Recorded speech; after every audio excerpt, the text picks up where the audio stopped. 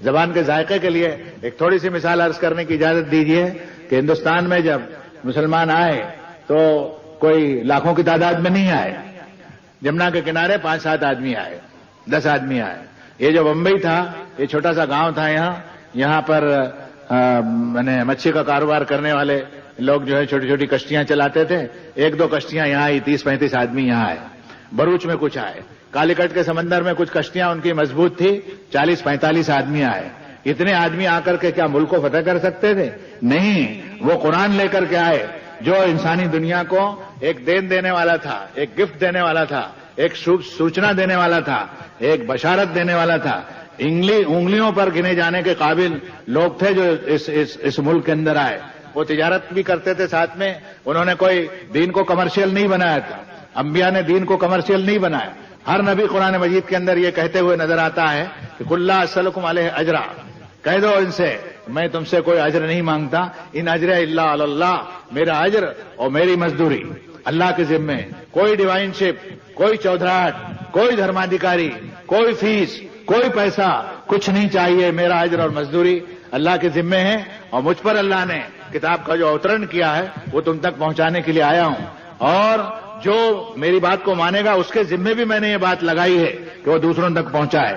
سلام محمد رسول اللہ صلی اللہ علیہ وسلم پر, ان کے ساتھیوں پر, اور پھر ان کے ساتھیوں پر جن کو ہم صحابہ کہتے ہیں, اور صحابہ کے بعد تابعین کہتے ہیں, پھر ان کو پیچھے آئے تبع تابعین کہتے ہیں. اور اس کے بعد میں پھر سلسلے میں کچھ کنیکشن ٹوٹ گئے اور بات ہماری کسی درجے میں بگڑ گئی, اور اب بات ہماری بہت بگڑی ہوئی ہے.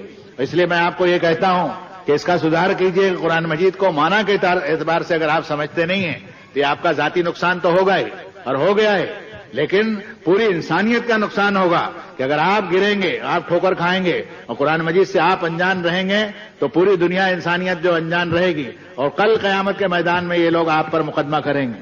یہ آپ کا بریانی کھانا اور شیروانی پہننا اور یہ آپ کی تہذیب اور تمدن اپنی جگہ کے اوپر ہے, لیکن میری آنکھیں اس منظر کو دیکھ رہی ہے کہ فَلَنَسْأَلَنَّ الَّذِينَ أُرْسِلَ إِلَيْهِمْ وَلَنَسْأَلَنَّ الْمُرْسَلِينَ فَلَنَقُصَّنَّ عَلَيْهِمْ بِعِلْمٍ وَمَا كُنَّا غَائِبِينَ. جن کو پیغمبر بنا کے بھیجا تھا ان سے تو ہم پوچھیں گے کہ ہمارا میسج اور ہمارا سندیش تم نے ان تک پہنچا دیا یا نہیں پہنچا دیا, اور جن کی طرف سندیش ہم نے بھیجا تھا ان سے بھی پوچھیں گے کہ ہمارا آدیش اور ہماری سوچنا اور ہمارا نوٹس تم کو ملا یا نہیں ملا. اور پھر فرماتے ہیں کہ فَلَنَقُصَّنَّ عَلَيْهِمْ بِعِلْمٍ وَمَا كُنَّا غَائِبِينَ. پھر ہم اپنے علم کی بنیاد پر ٹھیک ٹھیک بیان فرمائیں گے, اور ہم کچھ غائب نہیں ہو گئے. میں یہ کہتا ہوں کہ 1200 سال سے بھی زیادہ آپ کا قافلہ یہاں پڑا ہوا ہے, جو چھوٹی سی تعداد میں تھا, آج اللہ کے فضل سے 22 کروڑ کی تعداد میں تم ہو. کیا تم کو حشر کے میدان میں پوچھا نہیں جا سکتا کہ اس جنریشن کو, اس نو کو, جن کے پاس کوئی دین نہیں ہے, جن کے پاس میں کوئی تھیوری نہیں ہے, کائنات کے بارے میں کوئی صحیح اور سینسیٹیو نقطہ نظر جن کے پاس میں نہیں ہے, کل قیامت کے میدان میں اللہ آپ سے پوچھنے کا اور ہم سے پوچھنے کا حق رکھتا ہے کہ سائنس اور ٹیکنالوجی کے دور میں انسان اتنا ویاپک تجربے میں آ گیا تھا, تم کہاں مر گئے تھے؟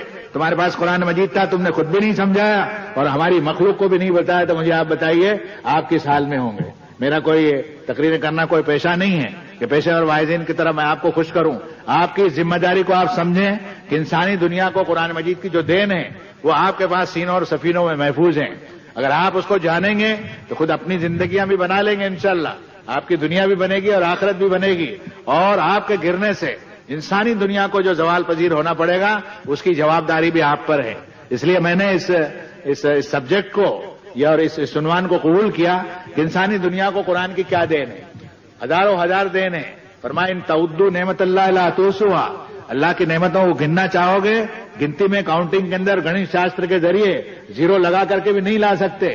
کہ قل لو کان البحر مدادا لکلمات ربی لنفد البحر قبل ان تنفد کلمات ربی ولو جئنا بمثلہ مددا. کہ میرے رب کے فرمان جو قرآن مجید میں بیان کیے گئے ہیں اس کی تفصیل اور اس آگاہی کی جو تفسیر ہو سکتی ہے اور اس کی تعریف ہو سکتی ہے, اس کے نتائج ہو سکتے ہیں, اس کو لکھنے کے لیے 7 سمندر آئے اور اتنے سمندر اور ملے اور سارے زمین کے لکڑیوں کے کارخانے بند ہوں اور صرف قلم بنائے جائیں اور لوگ لکھنا شروع کریں اور ایک ہی کام ہو, تو فرمایا سب سمندر ختم ہو جائیں گے, قلم گھس جائیں گے, لیکن میرے پروردگار کی تعریف اور اس کے کلمات کی تعریف بیان نہیں ہوگی. اس کو جاننے کے لیے ضروری ہے کہ قرآن مجید کو ہم سمجھ کر کے پڑھیں. اب میں اس طرف آتا ہوں کہ اس نے پہلے پڑھنے کی بات کہی. آدمی پڑھے گا کیسے؟ فرمایا الم نجعل لہ عینین ولسانا وشفتین وہدیناہ النجدین. کہ احسان ہم نے تجھے دیکھنے کے لیے 2 آنکھیں نہیں دی، 2 پھڑپھڑانے والے ہونٹ نہیں دیے، بولنے کے لیے ایک زبان نہیں دی۔ میں آپ سے پوچھ سکتا ہوں کہ زبان آپ سے زیادہ لمبی جراف کی ہوتی ہے، ہاتھی کی ہوتی ہے؟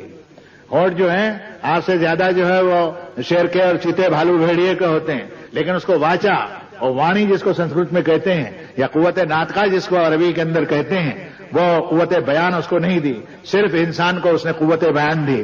آج روئے زمین کے اوپر انسان جتنی زبانیں بولتا ہے اس کا احاطہ کرنا مشکل ہے۔ خود قرآن مجید کے بھاشانترکاروں نے، اس کے ترجمہ نگاروں نے جتنے ترجمے کیے ان سے بیشتر کا میں نام گناؤں، ہندی، گجراتی، مراٹھی، تیلگو، کنڑ، ملیالم، انگریزی، فرانسیسی، جرمنی، کتنی زبانوں کے اندر ترجمے ہوئے، اور الحمدللہ جن زبانوں میں نہیں ہوئے جیسے نیپالی ہے، گورکھا زبان ہے، اور دوسری جو زبانیں یہاں کی تبت وغیرہ کی ہے، ان زبانوں کے اندر بھی پوری کوشش اور محنت ہو رہی ہے کہ اس کے ترجمے ہو جائیں، اس لیے کہ قرآن مجید نے یہ کہہ دیا تھا، اور یہ بات اس کے صفحات کے اندر موجود ہے کہ وہاں ارسلنا من رسول الا بلسان قومی، جتنے پیغمبر بھی بھیجے انہوں نے بات اپنی قوم کی زبان میں کی ہے، لیبین لہم ما یتقون، تاکہ معلوم تو ہو جائے کہ کس چیز سے اس کو بچنا ہے۔